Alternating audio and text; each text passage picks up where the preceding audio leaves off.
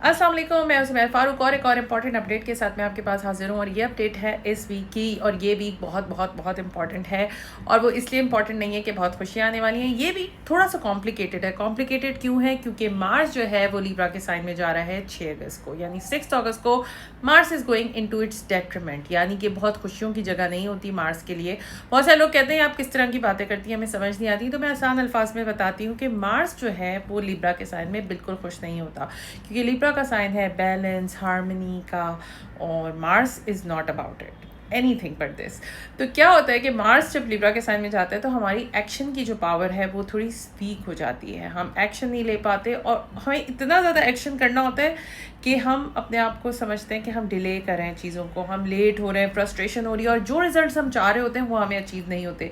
So this is important time to take decisions बड़ी slowly.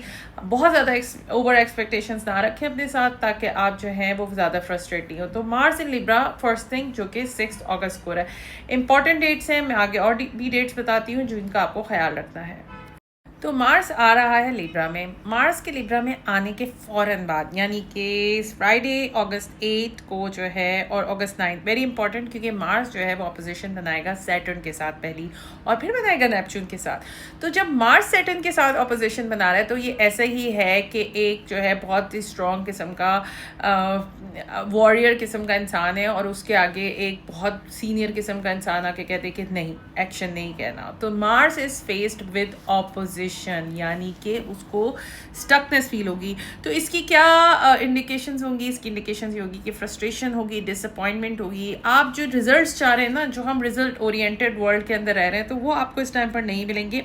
और इस टाइम पे बहुत सारे लोग अपने साथ ही कुछ बुरा करेंगे, यानी आप अपने खुद ही दुश्मन जो हैं वो साबित हो सकते हैं अगर आप ज़बरदस्ती चीज़ों को पुश कर रहे हैं।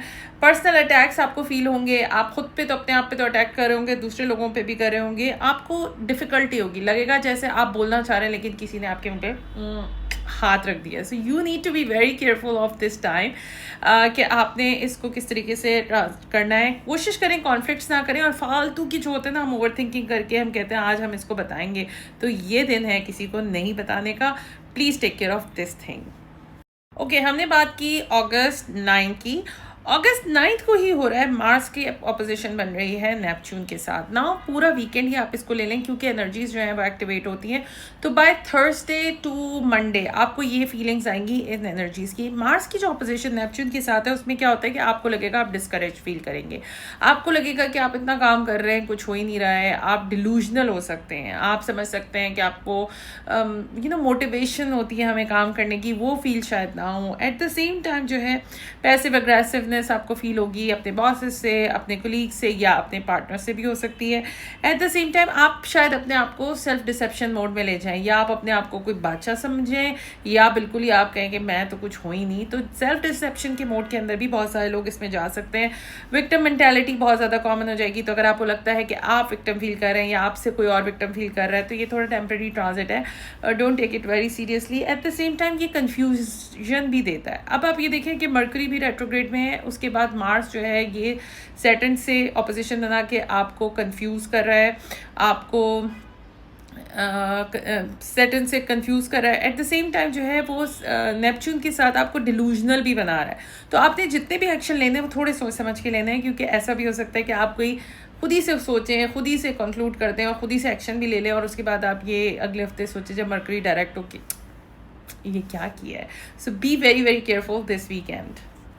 तो जैसे ये दोनों ट्रांजिट कम ही थे कि फुल मून भी जो है इसी वीकेंड के ऊपर पड़ा है, and that full moon is in the sign of Aquarius. Now सबको पता है कि फुल मून के टाइम के ऊपर हमारे इमोशंस हाइटेंड होते हैं। अब आप ये देखें कि आपकी इमोशंस स्टकअप भी फीलिंग्स हैं, एग्रेसिवनेस भी है, डिस्करेजमेंट भी है, एंड फुल मून एंडिंग्स भी लेकर आते हैं। हो सकता है कि बहुत सारे लोग बहुत सारी चीज़ों से कट ऑफ कर दें, लेट गो करने की कोशिश करें, गुस्सा आए, इमोशनल फ्रीडम चाहिए हो, और आप किसी को ऐसी बात कह दें जिसकी वजह से आप शायद ज़िंदगी भर नुकसान उठाएं, या फिर आप रिग्रेट करें। बट अगर तो कोई ऐसी चीज़ है जिसने अपनी फाइनलिटी अचीव कर ली है, उसकी एज पूरी हो गई है, तो हो सकता है हमें बहुत सारे ब्रेकअप्स भी देखने को मिले, हमें लेट गो देखने को मिले, हमें पार्टनरशिप ब्रेक होती हुई मिल सकती हैं। एट द सेम टाइम कोई टेक्नोलॉजिकल एडवांसमेंट्स अगर हो रही हैं तो वहाँ पे कोई कंफ्यूजन हो सकती है, क्योंकि मरकरी भी रेट्रोग्रेड में, लेट्स नॉट फॉरगेट दैट। तो ये तमाम एनर्जी मिक्स होके जो आपका वीकेंड है वो थोड़ा सा ख़राब करने वाली है। अगर आपका वीकेंड अच्छा जाता है, वेरी गुड, बिकॉज हो सकता है आपके चार्ट में बहुत सारा अच्छी चीज़ें चल रही हों, लेकिन ये तमाम ट्रांजिट तमाम लोगों को इक्वल इम्पैक्ट नहीं करते। आपको ये इम्पैक्ट करेगा, जस्ट गो टू astro.com, अपना चार्ट देखें और देखें कहाँ पर है लीब्रा आपके चार्ट में और कहाँ पर है एक्वेरियस और कहाँ पर जो है सैटर्न एंड नेपच्यून का कंजंक्शन हो रहा है। ये इंपॉर्टेंट पॉइंट है। और अगर आप पर्सनल रीडिंग लेना चाहते हैं then you can always contact me if you are feeling discourage, if you are feeling confused, if you are feeling upset. Take your time because it's going to be all right next week, inshallah. And I wish you all best of luck.